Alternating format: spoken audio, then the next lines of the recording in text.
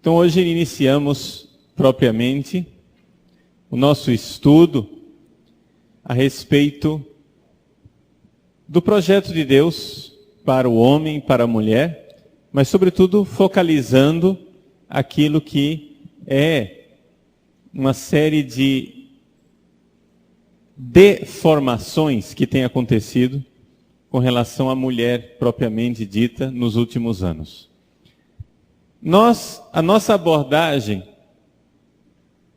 a respeito da missão da mulher e da vocação da mulher conforme o projeto de Deus é uma abordagem cristã. E como abordagem cristã, nós temos que levar em consideração duas coisas fundamentais a respeito da nossa identidade como seres humanos. Antes da gente falar de mulher, nós temos que falar de ser humano. Enquanto seres humanos, número 1, nós somos criados por Deus. E quando fomos criados por Deus, Deus viu que o que Ele fez era bom. Essa é a primeira coisa. Existe uma bondade fundamental no ser humano. Naquilo que é o projeto de Deus para o ser humano. O ser humano é uma forma de o espírito morar junto com a matéria. Nós somos alma e somos ao mesmo tempo corpo. Nós somos bem diferentes dos anjos. Os anjos, eles são somente espírito, eles não têm corpo. A forma, por exemplo, de os anjos aprenderem as coisas é bem diferente da nossa. Os anjos têm um aprendizado que é todo intuitivo. O anjo não precisa aprender. Ele não precisa de tempo para aprender as coisas. Ele intui e acabou. Já nós que temos um corpo, a forma do nosso espírito aprender está ligado, por exemplo, com o nosso cérebro. Então, nós dependemos do cérebro, do nosso cérebro estar bem ou estar mal. Se o nosso cérebro não está bem, a gente não aprende.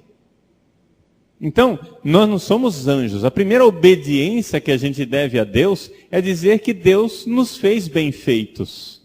Nós somos dependentes do nosso corpo. Não adianta a gente chegar e dizer assim, não, nós já somos como os anjos. Não. No céu nós seremos como os anjos. Mas agora não. Agora nós somos animaizinhos que têm também uma alma, tem espírito. Nós não somos só animais, mas somos também animal. E nós precisamos respeitar e obedecer toda a nossa parte animal. E nós precisamos dizer que isto é bom, porque foi querido por Deus, foi desejado por Deus. Por exemplo, muita gente acha que a igreja é contra o sexo. Porque a igreja acha que o corpo é mau. Meu irmão, se você acha isso, você nunca, jamais conheceu o cristianismo. A igreja reconhece que o corpo é criação de Deus, é maravilha de Deus. E porque é maravilha de Deus, precisa ser respeitado. O corpo não é uma criação do diabo. Nós, cristãos, ao contrário dos espíritas, nós achamos que a nossa convivência corpo e alma é uma coisa muito boa. Os espíritas acham que corpo e alma é uma punição. Nós estamos aqui nesse mundo, fechados dentro de um corpo, nossa alma está aprisionada dentro de um corpo, dizem os espíritas, porque nós cometemos algum pecado numa outra vida. E então, punidos, nós somos castigados de estar nesse corpo. É a punição que nós recebemos. A igreja nunca pensou isso. A igreja jamais ensinou isso. Nós não somos prisioneiros do nosso corpo, nós somos o nosso corpo.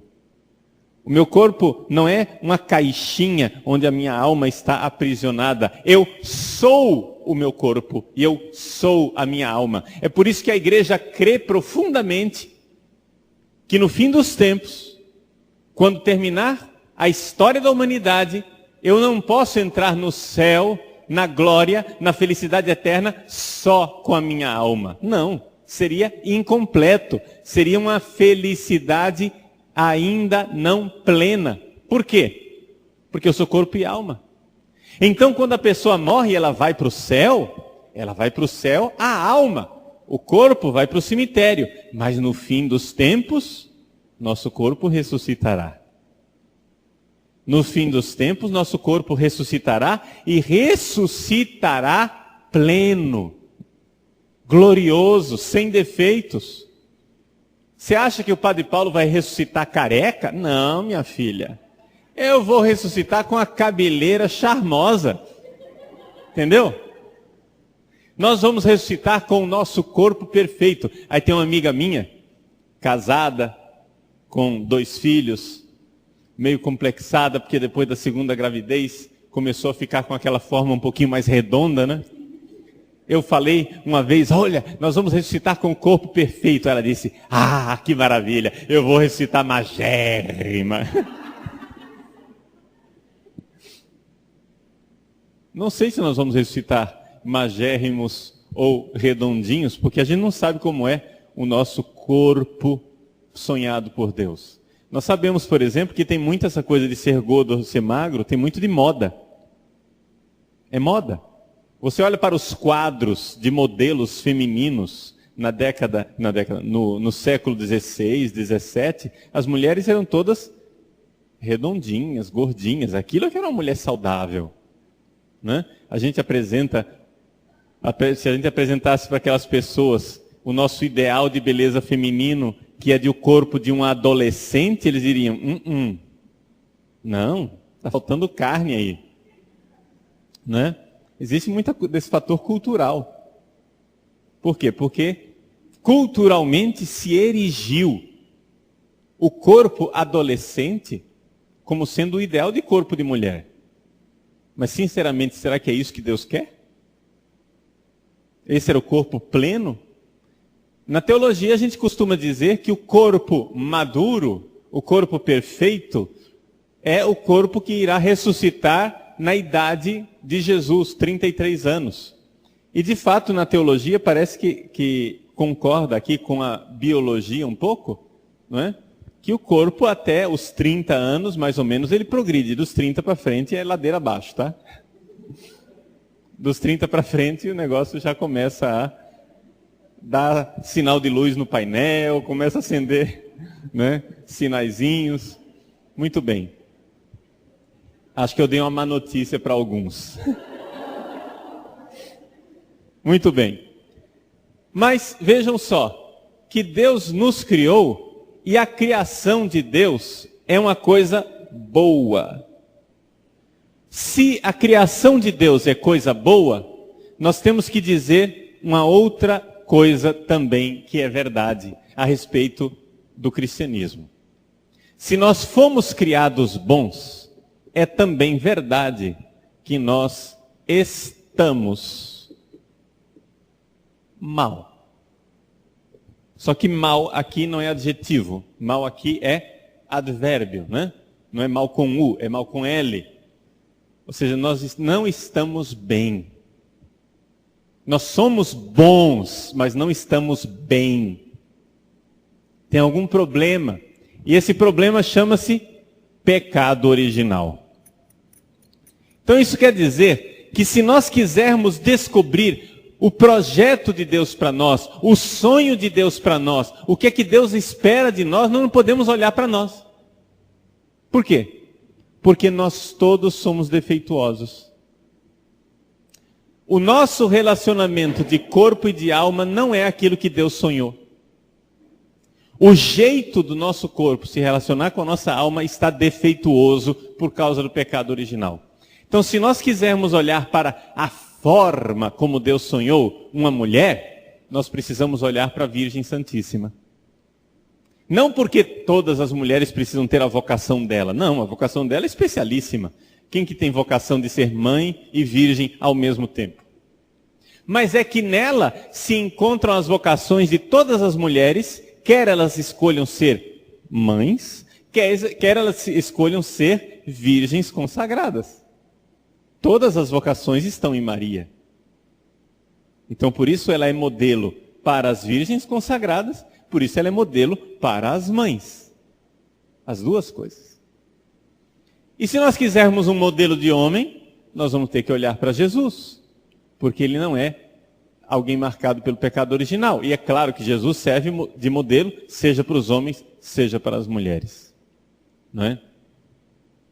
Bom, e o que consiste esse defeito do pecado original? O que é esse defeito do pecado original? Nós não sabemos exatamente como é que nós seríamos se nós não tivéssemos o pecado original. A gente consegue ter uma intuição olhando para Jesus, olhando para Maria. Mas a gente não sabe exatamente. Por quê? Porque nós sabemos que de alguma forma o nosso relacionamento, o relacionamento do nosso corpo com a nossa alma está desordenado por causa do pecado original. E nós de alguma forma estamos de costas para Deus.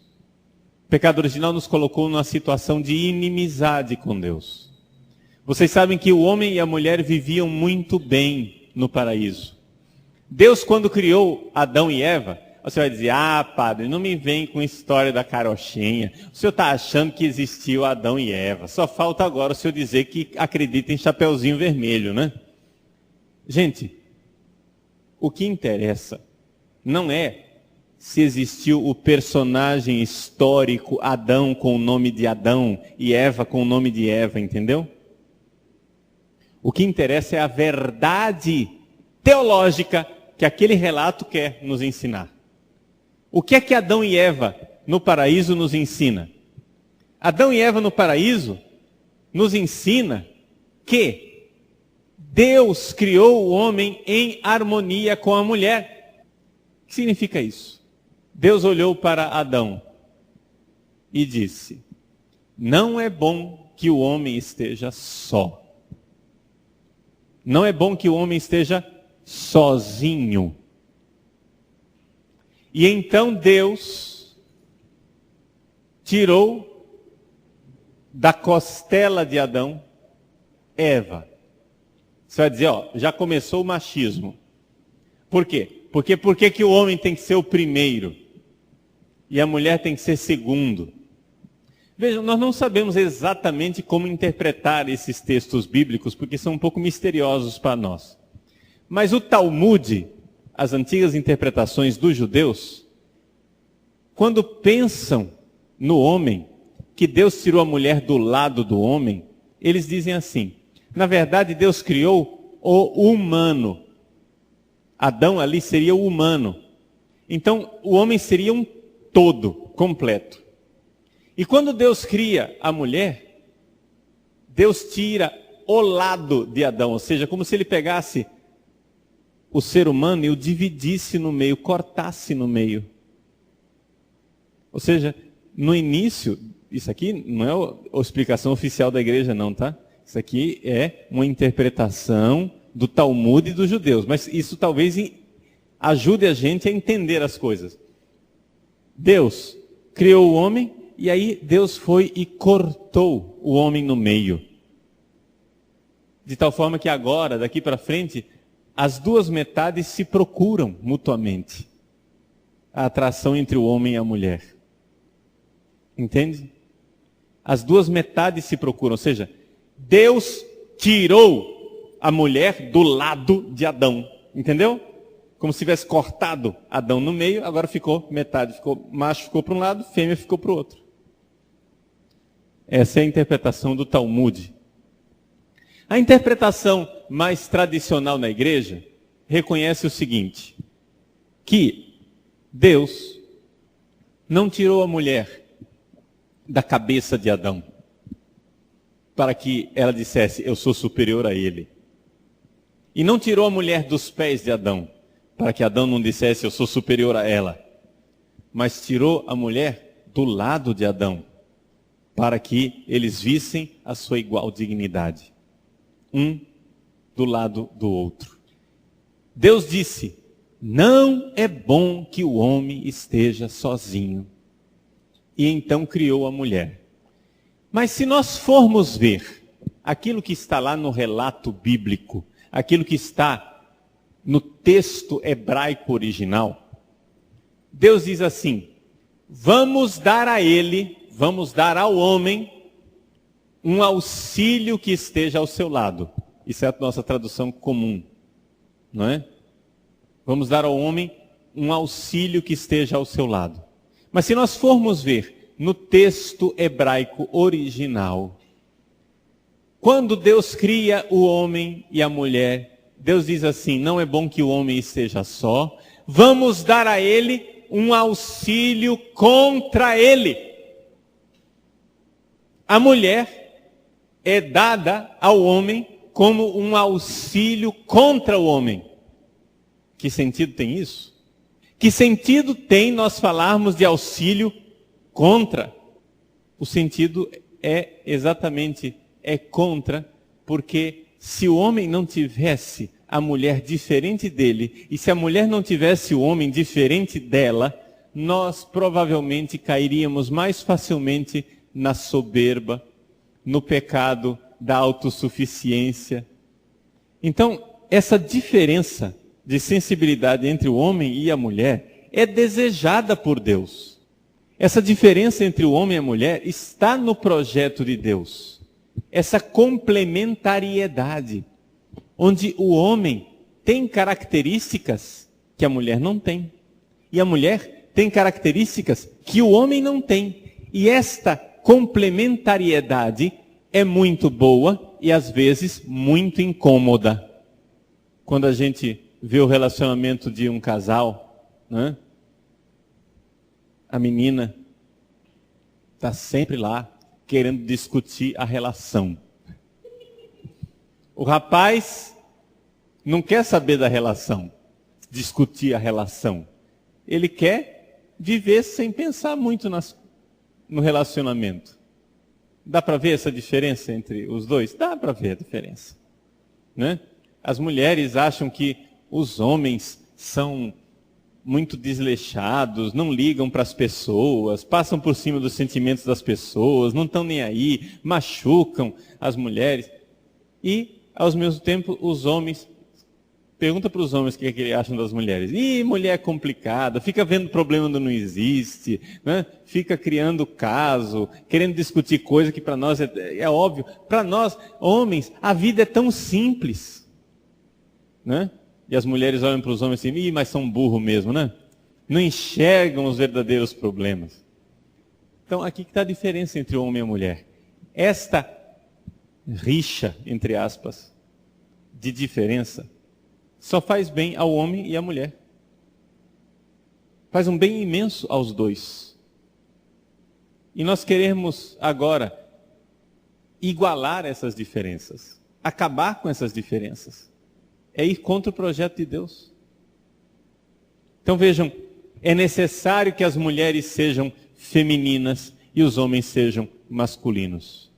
Mas é igualmente necessário que o homem masculino tenha uma abertura espiritual para entender que ele precisa da feminilidade da mulher. E é necessário que a mulher feminina tenha uma abertura para reconhecer que ela precisa da masculinidade do homem. São coisas assim que são características que são complementariedade. Agora, o pecado original perturbou isso. Perturbou não somente o relacionamento homem e mulher, como a gente vê nas brigas, né? Na guerra dos sexos, né? Não somente o relacionamento entre homem e mulher, mas o pecado original perturbou também o nosso equilíbrio como pessoa. O que é que Deus sonha para nós? Qual é o sonho de Deus para nós? Deus gostaria que o nosso ser fosse organizado da seguinte forma: espírito, alma e corpo. Nessa ordem, as coisas deveriam acontecer assim. O espírito manda na alma, a alma manda no corpo. Esse é o projeto de Deus para nós. Aí você vai perguntar a primeira coisa, mas padre, o que quer dizer espírito e alma, né? Porque eu não estou entendendo. Para mim, eu sempre achei que alma e espírito era a mesma coisa, não é isso? Sempre me disseram que nós somos corpo e alma, acabou. Sim. Na antropologia pagã, lá de Sócrates, Aristóteles, Platão, só tem corpo e alma. Mas, na visão cristã, nós temos corpo, alma e espírito. E o que é o espírito? O espírito, vejam que eu estou falando aqui uma espécie de comparação. O espírito é o lugar na sua alma onde Deus habita. Ou seja, você não é só você. Deus habita no seu coração. Você é batizado, você recebeu o Espírito Santo, o Espírito Santo habita em você. E onde é que ele habita? Onde que é? No cérebro? É na orelha? Né? Não, ele habita, a gente usa a palavra coração. Coração é uma forma bíblica, não é? É uma linguagem bíblica para dizer centro da alma. Lev, em hebraico, coração. É o lugar onde eu sou mais eu. Por quê? Porque se eu for olhar para a minha alma, eu irei notar que na minha alma existe periferia e existe centro. Não sei se alguém de vocês aqui já fez terapia alguma vez, não é? Mas quando as pessoas fazem terapia, elas ficam muito assustadas com aquilo que descobrem dentro de si mesmas. Elas vão vendo coisas, né? Cobras, lagartos, sapos, coisas horrorosas dentro de você. Quando a gente faz terapia, a primeira coisa que a gente descobre é que dentro de nós tem um tarado perverso, né? A gente nem pensava que dentro de nós tinha tanta feiura, e no entanto tem. Então, os psicólogos, né? Os psicanalistas, sobretudo, chamam isso de psicologia do profundo. Por que que chama psicologia do profundo? Porque para se diferenciar do pessoal que vai mais numa teoria comportamental, não é? Onde fica só no comportamento externo, não? Eles querem mergulhar no profundo. Só que tem um problema com a psicologia do profundo. O problema da psicologia do profundo é que ela é muito rasa. Ou seja, ela não mergulha fundo o suficiente. Porque essa parte feia da nossa alma, onde a gente tem cobra, né, sapo, lagarto, todo tipo de coisa feia, é a parte mais rasa do nosso ser. Por que é que muita gente não gosta de rezar? Por que é que muita gente não gosta de rezar em silêncio? Né? A gente vê muitas vezes os nossos grupos de oração, seja de qual for o movimento, às vezes são muito tagarelas. Fala, precisa cantar, né? Precisa bater palma, levantar a mão, ou então precisa rezar terço, ladainha, ficar de joelho, falar o tempo inteiro, fala. Mas pouca gente tem coragem de fazer oração em silêncio na frente do Santíssimo. Sabe por quê? Porque a oração silenciosa obriga você a se encontrar com você mesmo. Antes de você se encontrar com Deus, você tem que se encontrar com você. Ou seja, antes de você chegar lá no centro da sua alma, você tem que passar por esta camada onde estão as cobras, lagartos, gafanhotos, bicho-papão, mula sem cabeça, saci-pererê, tudo quanto é coisa pavorosa que você mais teme, você precisa se encontrar com você. Depois que você se encontrou com você mergulha mais fundo ainda, e aí você começa a fazer a verdadeira psicologia do profundo, quando você encontra a parte luminosa da sua alma, a parte boa, porque essa parte tarada, perversa, maluca, é só a casca do seu ser. Entendeu? É a casca da sua alma. Se você for mais para dentro, você vai encontrar uma parte que não foi afetada pelo pecado original, que ainda está intacta. E lá no centro da sua alma, existe um lugar onde Deus habita. Na linguagem de Santo Agostinho, ele chama isso de interior intimo meo. Ou seja, é mais dentro do que aquilo que tem mais dentro de mim. Você imagine o centro, o íntimo, né? É assim, interior quer dizer mais para dentro. Íntimos é o dentríssimo, é o centro, aquilo que tem mais dentro, né? Por exemplo, você tem uma coisa inferior, e o que é o superlativo de inferior? Ínfimo. Interior, e o superlativo de interior? Íntimo. Está entendendo? É o superlativo daquilo que está dentro.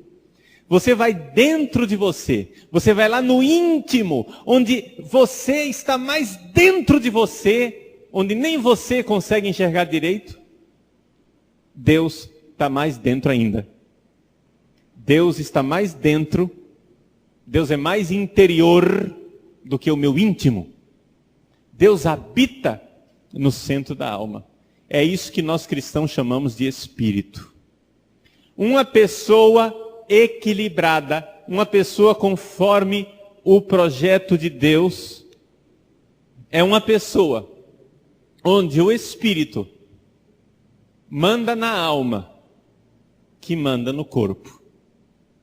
Ou seja, aquela parte da minha alma onde Deus habita, manda nas partes da minha alma onde Deus ainda não habita, mas precisa controlar, e manda no meu corpo. Qual é o projeto do diabo? O projeto do diabo é o contrário. Ele quer que o corpo mande na alma e a alma expulse o espírito. Está entendendo? Quer que o corpo mande na alma. E isso ele consegue. Por exemplo, quando você vai namorar, e você diz, não, hoje eu vou namorar, mas o meu namoro hoje vai ser casto. E aí você vai e começa a namorar, e de repente, a sua alma que estava dizendo, vai ser assim, está daqui a pouco obedecendo o seu corpo, e está dizendo, não, está gostoso, espera um pouquinho, só um pouquinho mais. Não é assim que acontece? Nós precisamos, né, aprender a colocar as coisas na ordem de Deus. Então, vejam que nós temos aqui essa realidade. Deus criou o homem bom, mas o homem está mal. E está mal como? Você está mal no relacionamento homem e mulher, porque o homem e a mulher começaram a se olhar como rivais e não como complemento, uma contrariedade que é complementar, bonita. Nós começamos a olhar um para o outro como rivais e, ao mesmo tempo, estamos descontrolados em nós mesmos, porque os nossos corpos estão mandando nas nossas almas e não deveria ser assim. Uma das coisas que as pessoas não entendem, por que a igreja insiste na ascese, jejum, a gente tirar o conforto do nosso corpo, né, fazer penitência, rezar de joelhos, fazer alguma coisa. Por que a igreja insiste nisso? Porque isso é um treinamento. Você está treinando o seu corpo a obedecer a sua alma. Se você aguenta rezar de joelho, embora esteja doendo, se você aguenta fazer um pequeno sacrifício, não estou falando de prejudicar a saúde, não. Ninguém quer prejudicar a saúde de ninguém aqui. Mas se você consegue fazer um certo sacrifício para que a sua alma mande no seu corpo, na hora que você é tentado, né? Se você, por exemplo, chega na hora que você pode comprar um sorvete, você diz, não, está muito quente, eu estou com muita sede, eu estou com dinheiro no bolso, o sorvete está ali, mas eu digo, Senhor, eu te ofereço esse sacrifício, eu não vou tomar o sorvete. Aí você vai treinando a sua alma para dizer para o seu corpo, fica quieto, fica com sede aí. Aguenta um pouquinho, 15 minutos de sede. Deixa eu marcar no relógio aqui, ó. Estou com sede agora, só vou tomar daqui a 15 minutos. Aí você marca, deu horário, bebe água, tanto que quiser. Então vejam, você está dizendo para o seu corpo, espera. Você está mandando no corpo. E as coisas então ficam em ordem. Com a graça de Deus, com a ajuda de Deus. É por isso que a igreja insiste nisso, porque nós precisamos colocar as coisas em ordem. Então, a primeira coisa que nós precisamos ver concretamente é essa realidade. Essa realidade da desordem. Então, todas as vezes que você estiver neste curso aqui, que nós estivermos falando das características do feminino, do masculino, etc e tal, tenha essas duas coisas diante dos olhos. Primeiro, o que Deus fez é bom. Sexo, por exemplo. Sexo é coisa boa. Quem inventou o sexo não foi o diabo, gente, foi Deus. Sexo não é coisa de Satanás, é coisa de Deus. Agora, problema. O problema é que a gente se esquece de Deus. A igreja é contra o sexo fora do matrimônio, por quê? Porque o sexo é pecado? Exatamente o contrário. Porque o sexo é sagrado. Porque o sexo é sagrado, ele só pode ser vivido num ambiente sagrado. Você não vai pegar uma coisa sagrada e profanar por aí. Você não vai pegar um objeto sagrado, um terço, né? Água benta, uma imagem santa, não é? Você não vai pegar um objeto sagrado e colocar, sei lá, junto com uma revista pornográfica, não vai levar num prostíbulo, né? Você não põe na porta do prostíbulo uma pia de água benta. Ninguém faz isso. A mesma coisa diz São Paulo. Não façais dos membros do corpo de Cristo os membros de uma prostituta. Está entendendo? É profanação. Gente, para nós cristãos, o nosso corpo, ele não é profano. Ele só é profanado. Nosso corpo, ele é sagrado. Agora, nós não podemos profaná-lo. O que acontece é que a nossa cultura, cada vez mais, quer nos reduzir a animais. Ou seja, esquecer a alma e ficar só no corpo. Vamos então olhar, dar esse primeiro passo, de olhar o que é que o nosso corpo nos diz com relação ao relacionamento entre homem e mulher. Para que a gente veja aquilo que Deus fez. Então, vamos esquecer um pouquinho da alma por enquanto. Tá? Para ver a bondade do corpo como ele foi feito por Deus. Primeira coisa. Eu não entendo, sinceramente, tem uma coisa que eu não entendo no feminismo, essa coisa de querer fazer a igualdade entre o homem e a mulher. O que eu não entendo no feminismo é o quanto ele é contrário à óbvia natureza das coisas. É óbvio. É evidente que não existe igualdade entre macho e fêmea. Nós podemos olhar isso no mundo animal. Basta olhar para o corpo dos animais machos e dos animais fêmeas, para você ver que é diferente. Por que é que nós, seres humanos, temos que ser contra a natureza criada por Deus, queremos fazer as coisas iguais? É revolta. Revolta contra Deus. Então, por exemplo, as mulheres engravidam. Aí, de repente, as mulheres se sentem injustiçadas. Não, por que sou eu que tenho que engravidar, passar pelas dores do parto, ficar de perna inchada, né? Ter que ter o meu abdômen dilatado? Não, os homens vão ter que engravidar também. Aí começa as pesquisas científicas para fazer um jeito de o homem engravidar. A gente ri disso, mas essa demência é a demência da nossa cultura atual. Querer forçar as coisas contra a criação de Deus. O que o nosso corpo nos diz? Vejam, gente. Olhe para o corpo de um homem e de uma mulher e você veja que, em primeiro lugar, nós somos animais. Vejam, eu não estou reduzindo o sexo à animalidade. Vocês estão entendendo o que eu estou fazendo aqui? Aquilo que eu vou falar daqui para frente é animalidade? Sim, mas não é só isso a respeito do ser humano.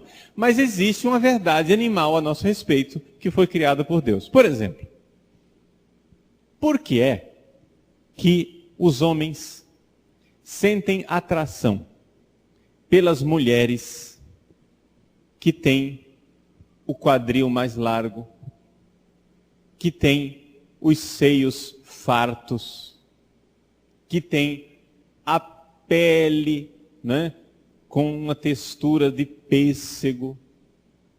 Por quê? Porque isso tudo demonstra que ela está mais apta para ser mãe. Se a mulher tem o quadril mais largo, vocês imaginem numa época em que não havia cesariana. Hoje tem cesariana, né?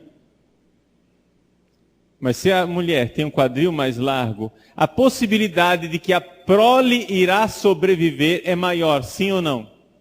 Então Deus dotou no homem um instinto animal de olhar para aquela mulher como uma mulher apta para a procriação e, portanto, ele vê que aquela mulher está pronta para procriar. E por isso essa atração maior por esse tipo de, desculpem usar a palavra, mas é isso que nós estamos falando de animal, né? De fêmea. Os seios, porque com os seios fartos, a prole terá mais alimento.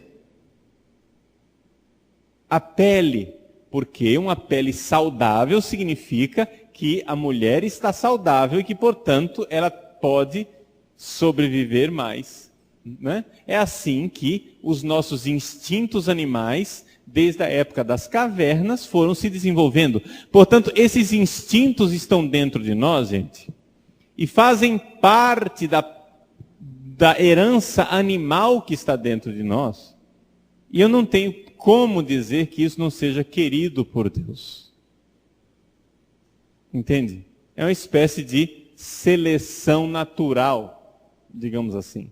Aí quando a gente vai e tem um ideal feminino, onde a menina é reta, um palito de cima e embaixo, você vê que ideia de mulher está ali. É a mulher que não procria. Entende? É uma mulher que não é avaliada a partir da possibilidade da procriação. Eu estou, por acaso, incriminando o corpo de alguém? Não, gente, não estou incriminando o corpo de ninguém. Eu só estou dizendo que esses instintos naturais estão sendo modificados pela cultura atual. Só isso. Por que as mulheres preferem homens mais robustos? Não um palito magrelo como o padre Paulo Ricardo. Não é? Por que as mulheres preferem homens com as pernas robustas, né? Com tórax, com os braços fortes? Por quê? Porque no mundo das cavernas, minhas senhoras, um homem robusto tem uma possibilidade maior de defender a fêmea e a sua prole, de caçar e encontrar mais animais e trazer mais comida para ela e para a sua prole. Deus criou a mulher, e criou a mulher numa classe de animais chamado mamíferos. Isso quer dizer que o homem é um animal vivíparo, ou seja, as mulheres ficam grávidas, elas não põem ovo. Mulher não põe ovo e o feto se desenvolve fora dela. Não, a mulher carrega o ovo dentro de si e o feto se desenvolve dentro dela. Ora, é evidente que na sobrevivência animal isto significa uma fragilidade física e que a mulher precisa de proteção.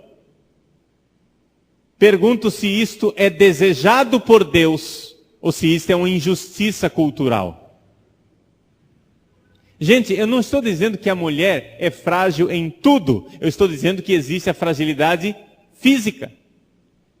Deus criou a mulher para que ela tenha a prole, tenha filho. Isso é frágil. O homem, ele tem no seu corpo, o corpo do homem, ele é mais rijo, mais duro. Não é macio como o corpo da mulher.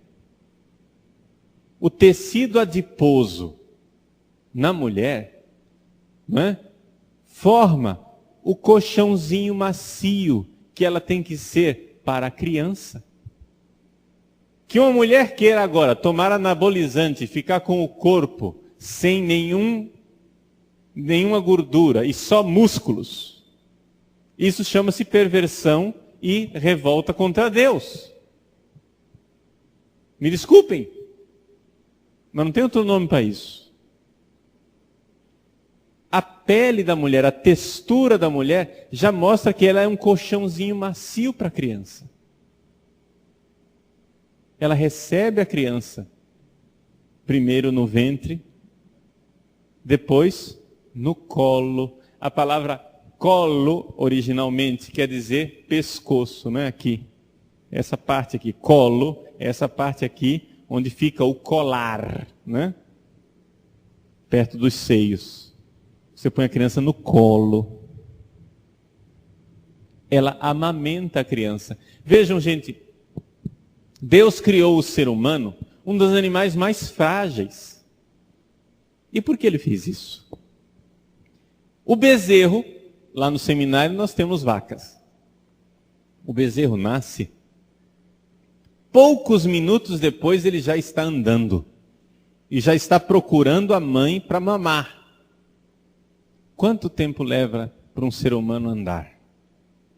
E quanto tempo leva para um ser humano ser capaz de caçar e encontrar alimento? Quanto tempo leva para um ser humano se defender? Ora, esta necessidade, essa fragilidade física da criança, criou uma coisa chamada educação. A tartaruga, quando sai do ovo, ela sai nadando e se vira. Não precisa ninguém ensinar nada para a tartaruga. Agora, o ser humano, deixado e abandonado a si mesmo, morrerá, perecerá. O ser humano precisa. E precisa de quem? Inicialmente, desesperadamente, precisa de mãe. O ser humano precisa de mãe, em primeiro lugar. E a mãe, com a criança, precisam do pai protetor e provedor. É isso que o nosso corpo nos diz. Isto é algo que faz parte da criação de Deus. Agora, que a nossa cultura coloque na cabeça das mulheres que é uma injustiça que elas fiquem grávidas, que é uma injustiça que elas cuidem dos filhos. Vejam, eu não estou aqui defendendo que mulher deve ficar em casa lavando prato e cuidando de criança. Eu estou dizendo isso? Não. Eu só estou dizendo que ser mãe e cuidar de seus filhos faz parte da sua realização enquanto mulher, e isso está escrito na sua criação. Porque Deus dotou a mulher deste instinto. Enquanto o homem é mais desapegado da criança, exatamente para sair caçar, né? Proteger. O homem é mais rijo, mais forte, mais duro. Isto é a verdade física dos nossos corpos. Agora, atenção, eu não estou dizendo que nós somos só isso. Nós vamos ter oportunidade de falar também da parte espiritual disso tudo. O que é ser espiritualmente mãe e o que é ser espiritualmente pai. Nós vamos falar disso. Não vamos ficar por aqui. Mas, antes disso, nós temos que começar a perceber esta verdade óbvia que salta aos nossos olhos e que nós não podemos contrariar. Nós fomos feitos para esta procriação. O sexo faz parte da sobrevivência da espécie humana. Existe um instinto de alimentação que faz parte da sobrevivência do indivíduo. Comer, alimentar-se, faz parte do instinto de sobrevivência do indivíduo. Se você parar de comer, você morre. Fazer sexo e procriar faz parte da sobrevivência da espécie humana. Se você parar de procriar, você mata a humanidade. Se toda a humanidade resolver ser celibatária e parar de fazer sexo, acabou o mundo. Estamos de acordo? Acabou a humanidade. Então é evidente que não pode ser desejo de Deus que todo mundo seja celibatário. Não pode ser desejo de Deus que todo mundo fique sem casar. Não é desejo de Deus. Desejo de Deus é que as pessoas casem e tenham filhos. Alguns são chamados para o celibato, mas não é todo mundo. Senão a humanidade acaba. Então é evidente que a igreja não prega, fiquem sem fazer sexo o tempo inteiro, porque sexo é coisa do diabo. Quem foi que já pregou isso? Vocês já ouviram alguma pregação dizendo isso? E no entanto é isso que eles passam em sala de aula, dizendo que a igreja é contra o sexo, é contra a criança. Gente, nós não temos nenhuma revolta contra Deus. Deus nos criou com corpos sexuados, nós não somos anjos, nós precisamos obedecer isso. Então, olhem para a mulher e para o filho. A própria natureza da fragilidade da criança e do corpo da mulher faz com que esta criança tenha que ficar atada com a mulher, pelo simples fato de quem tem a mama é ela, e não ele. Ou você vai querer dar agora hormônio para o homem para ele desenvolver mama e dar leite para a criança. Entenderam? Ora, se nós somos mamíferos e a criança se desenvolve, se ela mamar, eu acho que existe um certo projeto de Deus de que a criança fique com a mulher um certo tempo. Alguém duvida disso? Não somente isso. Essa criança, mesmo quando ela já desmamou, ainda não está pronta. Então existe uma necessidade de convívio da criança com o núcleo familiar do pai e da mãe, porque o núcleo familiar do pai e da mãe irá ensinar essa criança a ser adulto. O convívio com a mãe fará com que as meninas aprendam a ser mulher, e o convívio com o pai fará com que os meninos aprendam a ser homens. As mães são muito importantes e são necessárias para o convívio dos meninos, mas elas são incapazes de ensinar o menino a ser homem. E não é defeito da mãe. Eu conheço e tenho na minha família, né? Vocês certamente conhecem, porque são inúmeras as mães solteiras que têm que, com muita bravura, levar para frente a sua família, educar os seus filhos e educar as crianças. Não estou incriminando essas mulheres, mas estou dizendo sim que isto é o projeto de Deus pela metade. A presença de um homem para ensinar os meninos a serem homens é necessária. Está entendendo?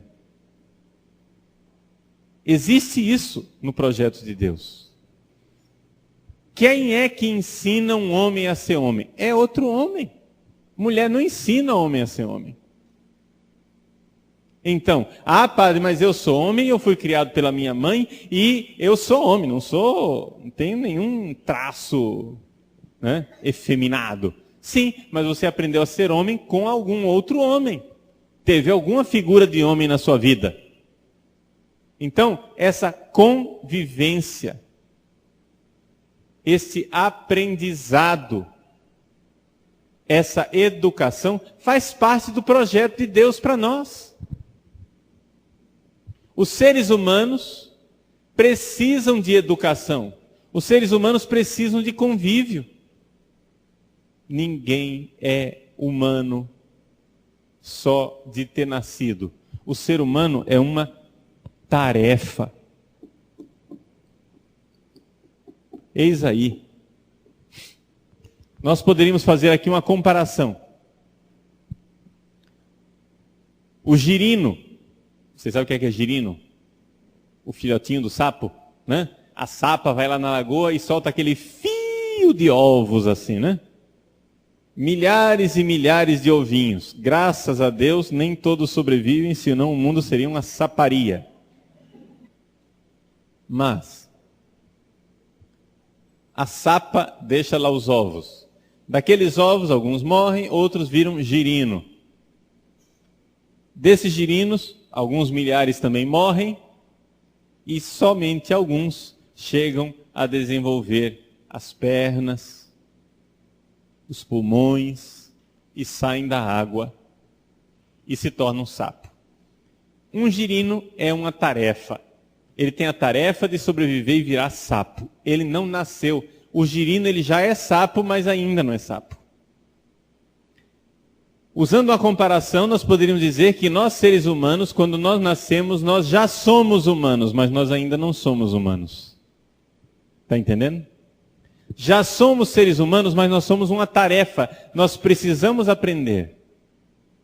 E é aqui, nessa realidade da educação, então é que nós vemos um link, uma ligação entre esta verdade física e a verdade espiritual a respeito da qual nós falaremos em nossos próximos encontros.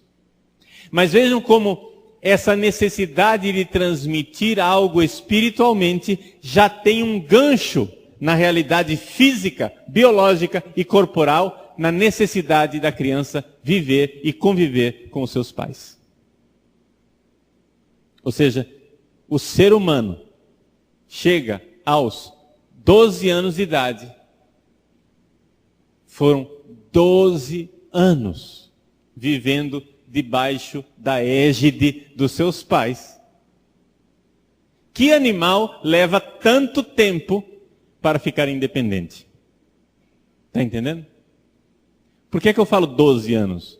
Porque eu estou falando aqui de uma situação em que esse animal chamado ser humano finalmente se desenvolve fisicamente e está pronto para procriar e, portanto, para ser pai e mãe ele também. Hoje em dia, sexo com adolescentes de 12, 13, 14 anos é pecado terrível e inconcebível. Mas isso é uma realidade mais cultural do que humana. Na história da humanidade, uma gravidez com 12 anos de idade não era o fim da picada. Aliás, vamos lembrar de passagem que esta é a idade que a tradição diz que mais ou menos a Virgem Santíssima teria tido Jesus. 12 para 13 anos de idade. Ela não era uma quarentona quando engravidou de Jesus. Para nós é muito cedo, né? Para nós é muito cedo. Mas é por causa da nossa situação cultural. O que é para nós uma família hoje? Para nós uma família hoje é você estar pronto para viver a sua vida completamente independente. Na cultura de Jesus e de Maria, não. Quando uma pessoa se casa, essa pessoa se casa, mas continua fazendo parte da família mais ampla, daquele clã no qual tinha um patriarca. Entendeu? A família ampla. Você olha para o Brasil de 100, 200 anos atrás, né? Tinha, vamos supor, o senhor de engenho, o fazendeiro que era o patriarca, e mesmo o filho, depois de casado, continuava obedecendo o pai.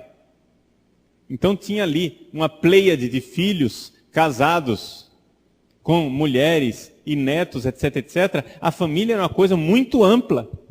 Então era evidente que um casamento com 14 anos de idade, com 13 anos de idade, não exigia daquele casal uma maturidade muito grande.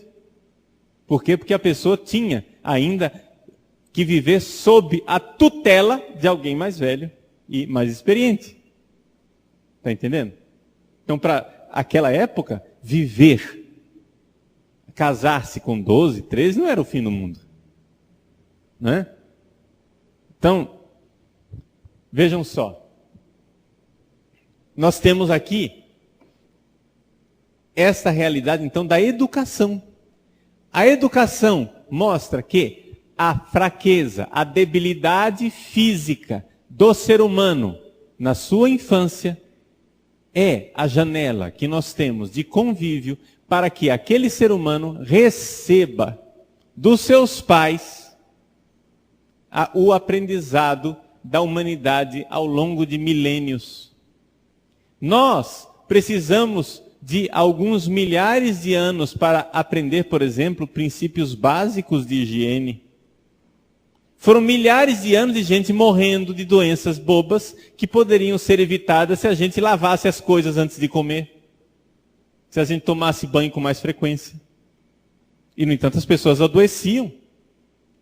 Aí começamos a aprender esses hábitos. Agora, nós não precisamos mais morrer para aprender isso. Nós podemos receber essa herança chamada educação. E é isso aquilo que a escola deveria ajudar a fazer. Deveria, mas não faz.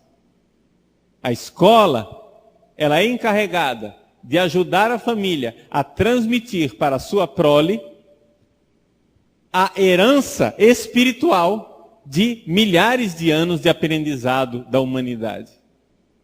E, no entanto, o que é que a escola tem feito ultimamente? A destruição desse aprendizado. A escola tem sido a escola da revolução e não a escola da tradição. A escola que ensina os nossos filhos a se revoltarem e voltarem a ser bichinhos. Nós que evoluímos e nos tornamos uma cultura bastante sofisticada, espiritualmente falando, estamos agora entregando os nossos filhos na mão de criminosos, porque são verdadeiros criminosos, esses educadores hoje em dia nas nossas escolas, que estão transformando os nossos filhos em pequenos primatas subdesenvolvidos. O negócio é transar o quanto antes, satisfazer as suas necessidades mais baixas e animais, e isto será a felicidade.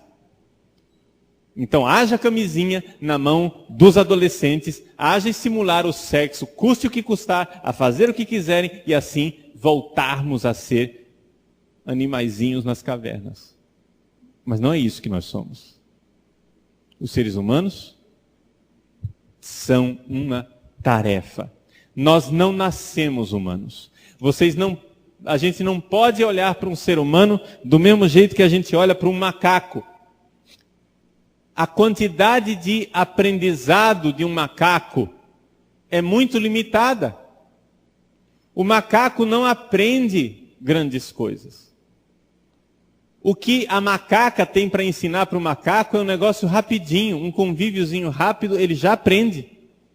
Nós precisamos de anos e anos. Hoje em dia, é tamanha a quantidade de coisas que nós temos que aprender que o rapaz, a moça, com 20 e poucos anos de idade, ainda não se sente preparado para a vida. É ou não é verdade?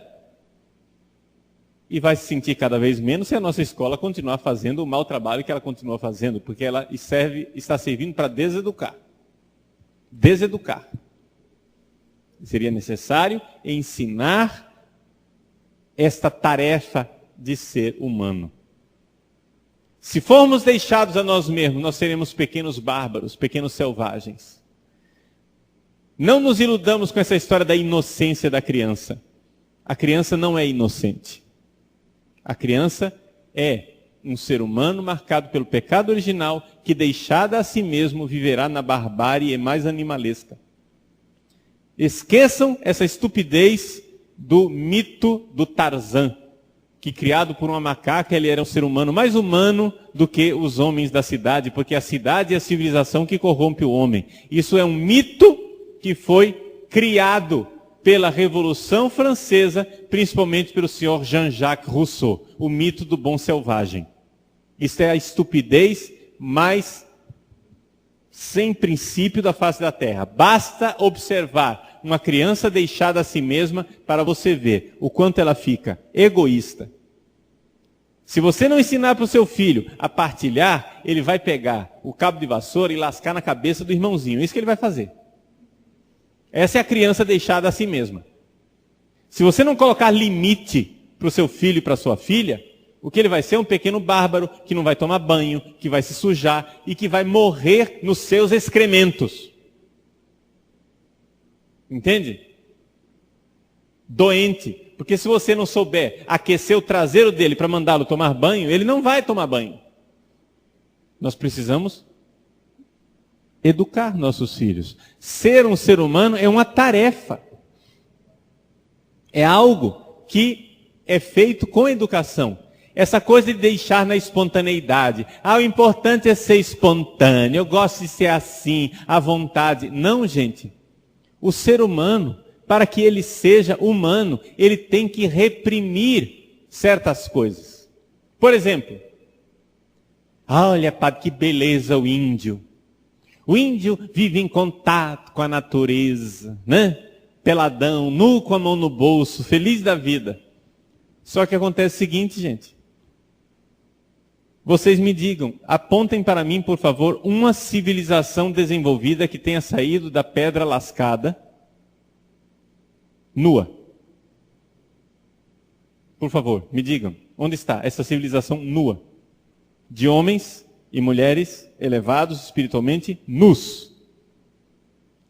Os seres humanos, para se desenvolverem espiritualmente, tiveram que esconder o seu próprio corpo. Por que isso?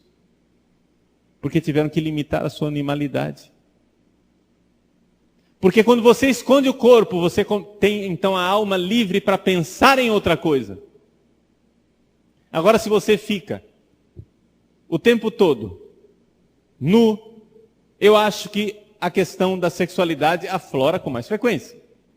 Não, padre, os índios são todos castos, puros e ilibados. Não, a castidade do índio, ela nasce de uma outra coisa, do limite tribal, que o índio, quando ele nasce, ele só pode se casar com aquela que ele foi prometido para casar. Não tem esse negócio de namoro, de escolher, não. Você, quando na barriga da mãe, já está casado com a outra que está na barriga da outra índia lá. E a questão dos casamentos são entre os vários clãs e tem normas, que clã que pode casar e que clã que não pode casar. Então não é promiscuidade, não. Mas, ao mesmo tempo, não lhes parece coincidência que o ser humano precise reprimir a sexualidade? Ou seja, precise pôr um freio na sua sexualidade para que ele consiga usar a sua energia para alguma coisa? Você coloque agora os nossos adolescentes todos fazendo sexo o dia todo com camisinha e me pergunte qual é o rendimento escolar. Vocês sabem qual é a escola, a melhor escola do país? A melhor escola do país, segundo a avaliação do próprio governo, é a escola do Mosteiro de São Bento, no Rio de Janeiro, que é uma escola monossexual, ou seja, é só de meninos. Agora, isso aqui não estou defendendo os meninos e dizendo que eles são mais inteligentes, não. Eu estou dizendo que a separação entre meninos e meninas rende escolarmente falando. Ou seja, se nós tivéssemos escolas como eram antigamente, escolas onde só são as meninas e escola onde só tem meninos, se não tivesse essa coisa de escola mista, o rendimento escolar dos nossos filhos seria muito melhor. Por quê? Porque aqueles meninos que estão ali no segundo grau, na adolescência, você pegar o sangue daquele menino e espremer, só sai testosterona, minha filha. Agora você vai pegar um rapaz desse, que só tem testosterona na veia, coloca do lado de uma menininha bonitinha, com a sainha curta, toda empinadinha, e quer exigir que ele aprenda trigonometria. Ah, vai te catar. Não vai funcionar, gente. É evidente que não funciona. Aí os caras ainda saem distribuindo camisinha e dizendo, não, transa porque é bom, transa porque é bom. O menino se acaba de masturbação na internet, consome todas as energias que ele tem, e isso tudo que é bom, nada. E você quer que esse país se desenvolva desse jeito? Ora, não lhe parece coincidência demais que as verdadeiras civilizações, todas elas puseram um freio na sexualidade? Agora nós queremos que o Brasil se desenvolva. O que é que nós somos capazes de produzir com essa pouca vergonha? Carnaval, prostituição, sem vergonhice, gravidez infantil. É isso que nós somos capazes de produzir. Nós somos os campeões mundiais. Um estudo da Unicef revelou que o Brasil é o país onde as pessoas perdem a virgindade mais cedo no hemisfério ocidental. Orgulhoso, não é que nós estamos? Olha só, os nossos jovens perdem a virgindade mais cedo. Que beleza! Nós somos um país desreprimido. E qual é a consequência disso? Qual é o preço que nós pagamos em termos de criminalidade, de drogas? Ou você acha que isso não está relacionado? Você coloca na cabeça de um jovem, desde cedo, de um adolescente, que ele vai ser feliz se ele tiver prazer, prazer, prazer, prazer. Ele começa transando, claro, ele vai, tem relações sexuais. Depois que teve bastante relação sexual e ele vê que aquilo não satisfaz, ele vai passar para o álcool, para a droga e para tantas outras coisas. E quando ele não tiver mais dinheiro para comprar isso, ele vai matar. Porque afinal, você está impedindo ele de ter prazer.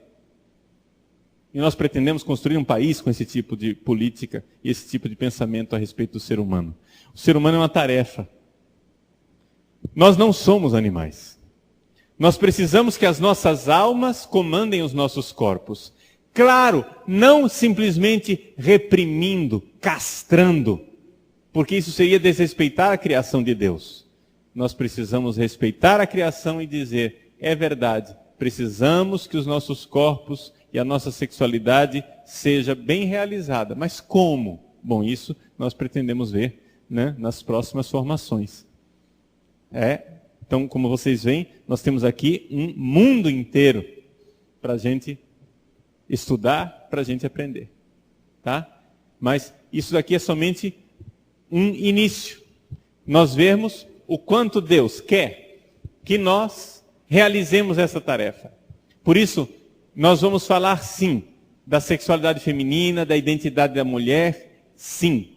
Mas vamos falar também do projeto de Deus para o homem e para a mulher. Como é que Deus nos pensa? Deus os fez homem e mulher. Foi isso que Deus fez. Isso é a vontade de Deus para nós. E nós queremos obedecê-la. Uma pergunta a respeito da homossexualidade. Gostaria de entender um pouco como é que isso funciona. Ok, vejam, a pergunta é curta, mas a resposta é muito comprida. Então não vai dar para a gente responder tudo aqui hoje. Mas basicamente, a questão da homossexualidade, ela está enraizada nesta falta de maturação sexual. Não é? A homossexualidade em si, como fenômeno que nós vemos hoje em dia, está mais ligada ao sexo masculino. A gente vê que o número de homens homossexuais é muito maior do que o número de mulheres homossexuais. E é interessante nós notarmos que essa falta de desenvolvimento, de maturação sexual nos homens, é bastante comum, exatamente porque o caminho que foi escolhido hoje em dia para o desenvolvimento da humanidade é o caminho de desprezo da masculinidade e exaltação da feminilidade. Desde criança, os meninos vão sendo quase que doutrinados a achar o mundo masculino como um mundo onde ele se sente culpado de ser homem. Entende? E por isso, a admirar cada vez mais o mundo feminino como um mundo sensato, um mundo cheio de valores, e se identifica mais com a mãe do que com o próprio pai. Essa é a questão do relacionamento do homem. E, com relação à homossexualidade feminina, o lesbianismo, eu diria que a causa é também mais ou menos a mesma, porém no seguinte sentido. Você pode ver que toda menina que tem problema de homossexualidade, ela tem de alguma forma uma rejeição da figura da mãe. Ou seja, quando a mãe tem algum traço que ela rejeita, ela volta as costas para o mundo feminino e não quer ser feminina, de alguma forma, né? Então, existe essa rejeição da própria identidade. Então, o rapaz, ele rejeita o mundo do pai, a menina rejeita o mundo da mãe. Tá? O que é que o feminismo influencia nisso tudo? Influencia bastante em quê? Em propagandear na cabeça dos meninos a bondade de ser feminino e não ser masculino. Ou seja, você pode ver que hoje em dia nós conseguimos fazer com que o homem se sinta culpado de ser homem. Se sinta culpado. Hoje a cultura atual, toda ela culpabiliza. O homem é culpado de quê? De guerra, de violência, de tudo aquilo que é ruim na humanidade veio do homem. Então o homem se sente sempre culpado de ser masculino. Ele se sente quase que chantageado e levado a ser feminino. Você vai e pega esse fenômeno do metrosexual. O metrosexual o que é que é? É um rapaz que quer ter relações sexuais com mulheres, mas se sente culpado de ser homem. Então ele quer ser mulher um pouco, de alguma forma. Então você vai lá e abre o armário dele, está cheio de cremes, né? Está cheio de cosméticos, ele parece mais do que o armário da irmã dele. Ele é mais vaidoso do que a irmã. Por quê? Porque ele assumiu todo esse lado feminino, embora ele goste de mulheres, né? E no caso do lesbianismo, o feminismo influencia muitas vezes quando a mulher, por exemplo, a mãe, a figura da mãe, era uma figura excessivamente submissa, não compatível com o mundo atual. Existem várias... Eu estou dando exemplos, tá, gente? Só para saber que isso aqui não é... Não estou dando um passe de mágica explicando todos os homossexuais da face da Terra. Não é isso não, estou dando exemplos. Então, muitas vezes... A mãe era muito submissa, ela rejeita aquela figura de mãe e quer ser mulher de outro jeito. Ou então o contrário. A mãe era muito possessiva, controladora, excessivamente presente e ela se identifica com uma outra vertente. Então, seja como for, é uma questão de falta de identificação com o protótipo masculino ou feminino que se encontraria no pai ou na mãe. A pergunta se a pessoa já não nasce com a tendência, porque a gente vê crianças muito pequenininhas que já têm alguma tendência, né, masculina ou feminina, contrária àquilo que é a sua natureza. Veja, eu não acredito que o fenômeno epidêmico de homossexualidade que nós encontramos na nossa sociedade atual se explique assim. Eu não estou negando que não exista possibilidade de alguma tendência congênita. Pode haver, mas não é o caso geral, não é a regra. Ou seja, a regra é geralmente algo que se desenvolve quando a criança ou o adolescente já está mais avançado na idade. Essa é a regra geral, né? Aquilo que é congênito poderia se explicar por outras razões, hormonais, genéticas, etc., né? Então é difícil a gente explicar o fenômeno homossexualidade com uma causa só. Tá? A pergunta é a respeito dos educadores. O que é que os educadores precisam fazer para retornar a essa forma tradicional de educar? Bom, a primeira coisa que o educador tem que fazer é se formar. Não é? Essa é a primeira coisa. Então, o que nós estamos querendo fazer aqui? Ou seja, a primeira coisa é você saber qual é o projeto de Deus para não ficar dando tiro, né, à torta e à direito. Não é? Saber o que é que Deus pensa para nós. Em segundo lugar, saber também que é necessário um pouco de método e de paciência. Nós chegamos à situação na qual nós nos encontramos, não foi da noite para o dia. Esse pessoal vem já há décadas desmontando o nosso sistema educacional. Não vai ser também da noite para o dia que nós vamos montar tudo de volta. Está entendendo? Então, calma e paciência, mas a primeira coisa, acho que o primeiro passo é esse que nós estamos dando aqui, que é a conscientização e a formação.